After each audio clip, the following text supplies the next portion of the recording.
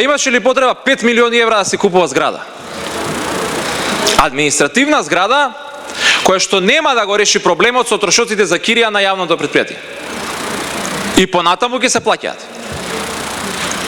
Не дали има смисла, имаше ли човечност во ова време да се прави размена административни згради за разлика од 3,4 милиони евра.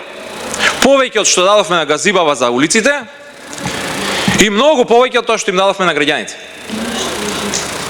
Зарем мораше сега? Зарем не можеше јавното претпријатие тие средства што ги имам во моментов на сметката? Како пишуваше во одлуката минатиот пат, имале пари, можеле 30% веднаш да платат. 1 милион евра да дадеме интервентно на луѓето. Па после да мислиме на зградава. Ама како и секогаш, господин Трајановски, за вас поважни се згради, споменици, фонтани и плоштади отколку луѓето. Мислам дека директорот ќе може многу подетално да ви одговори. Меѓутоа, морам да ви кажам дека комунална хигиена е распространета на многу локации низ градот Скопје.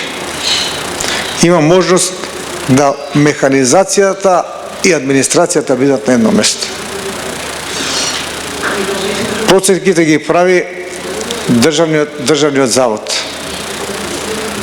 Значи, може многу поконкретно да ви објасни господинот Дочи, бидејќи не се дава ниту дена од градската каса.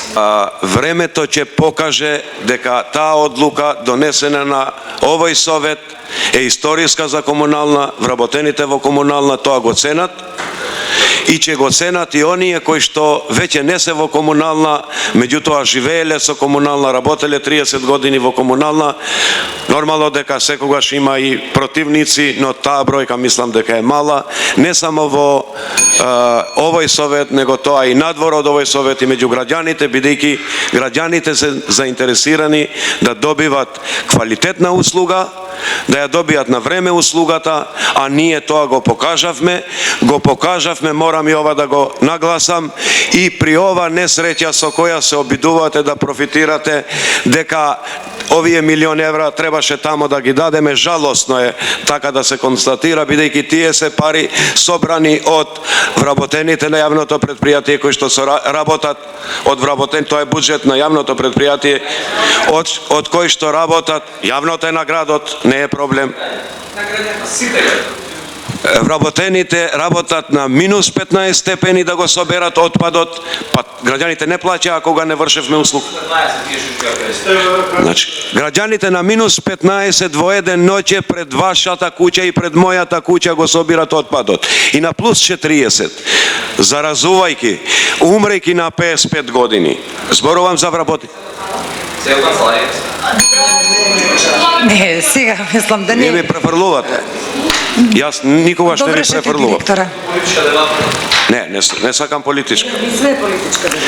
Значи, сакам да кажам, тие се среќни, 99% се среќни, има манекени кои што не сакат да идат 1 километар подалеку од центарот на градот, бидејќи ќе им фали тренд, и тие манекени можеби се дел од вашите, оние кои што ве информират, кои што не сакат од тренд да се оддалечат од латераза, и јас го губам мојот комодитет со тоа, меѓутоа тоа не е приоритет во овој момент. Приоритет е квалитетот на услугите што треба да им го нудиме на граѓаните.